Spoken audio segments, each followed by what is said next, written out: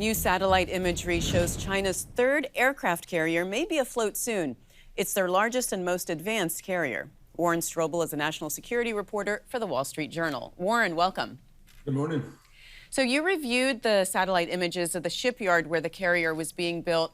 What do we know about how close it is to being at sea and operational?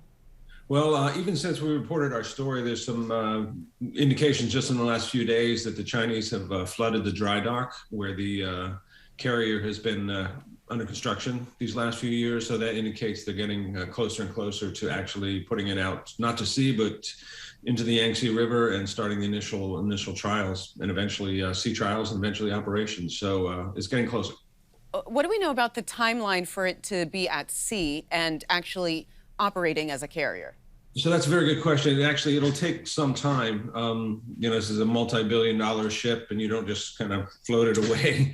It normally will take a year or even two to go through full sea trials and work everything out before they can make it, fully operational and part of their active Navy. So what additional capabilities will this third carrier give the Chinese Navy? Well, quite a bit, actually, at least in theory. I mean, it will allow them to project more power both in the seas around China and theoretically beyond, in the same way that the United States uses aircraft carriers as both symbols and real power projection. The question, I think, is this is a very capable carrier. It's the first one that the Chinese have designed indigenously, as their previous two carriers were sort of knockoffs of Russian-made vessels. So the question is, you have this carrier, but doing aircraft carrier operations is actually a very difficult thing. It involves a whole fleet of ships that go with the carrier. It involves aircraft flying off and landing from carriers. It's something the Americans have done for a long time. And even in peacetime, there are accidents quite frequently with American ships. So the question is, can the Chinese do full combat carrier operations, and how long will it take them to get to that point? But certainly this is an important, analysts think this is an important new capability for them. Yeah. Well, the U.S. has 11 deployed aircraft carriers. So should China's 3 carriers really cause any alarm? I would say not immediate alarm, in the sense that, again, the first carrier that they built was basically one that they bought from the Soviet Union and retrofitted. Their second carrier was a sort of a model built after that. This is the first one they built from scratch. It's important symbolically in terms of China showing itself as a rising power. It does give them more power projection, but it will likely take them some time, if ever, to catch up. With the United States has been doing aircraft carrier operations basically since World War II. So it's a matter of concern, but I wouldn't say alarm. So aside from aircraft carriers, how big is China's Navy and how technologically advanced is it? I mean, you talked a little bit about that, but really compare it to the American Navy as far as capability. That's a really, really good question. And it's sort of an apples and oranges thing. The Chinese Navy is said to be the biggest in the world in terms of the number of ships. But I think it's fair to say that U.S. ships, by and large, are more capable. So we have a smaller Navy in terms of pure numbers, but more capable vessels, and certainly more experience in doing deep blue water operations far from the shores of the United States, which the Chinese are just, in the last decade or so, are getting. They've done more. They've done stuff, anti-smuggling in the Red Sea, and they've done trips with their ships, port calls and so forth, farther and farther from China. So clearly the Chinese have a serious Navy, one that they're trying to expand and get more sophisticated.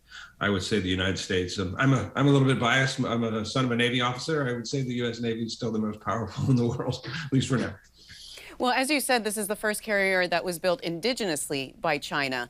I wonder how alarming that is to the Pentagon as far as where they are with respect to where the U.S. was expecting them to be in their naval modernization efforts. Yeah, that's a really good question. I think, all the focus in the news has been on Ukraine for good reason in the last 6 months. But you talk to the people at the Pentagon, and China is still what they call the pacing threat. It's their main concern.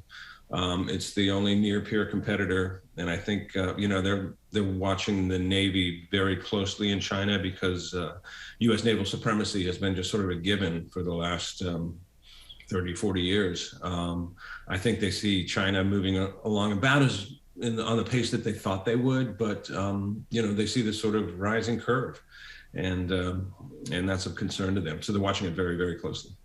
And what details can you tell us about the aircraft that sit on those carriers, and and how much of a challenge they pose to the U.S.?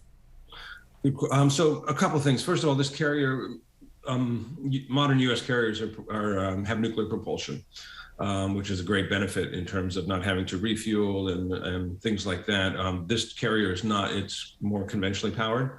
The Chinese are looking in the future potentially having nuclear-powered aircraft carriers. So that's one thing.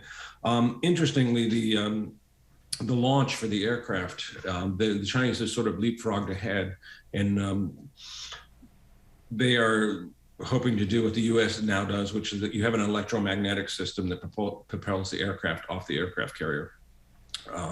It's not the old sort of catapult launch that the U.S. used for many years. The Chinese just kind of leapfrogged over that, and they're trying to go straight to the most modern system to launch aircraft off the aircraft carrier. In terms of the planes, I have to apologize. I'm not an expert on that, but I would say that they are developing, sometimes based on U.S. models and sometimes perhaps based on stolen American technology and blueprints. They're developing capable aircraft that can operate off the carriers.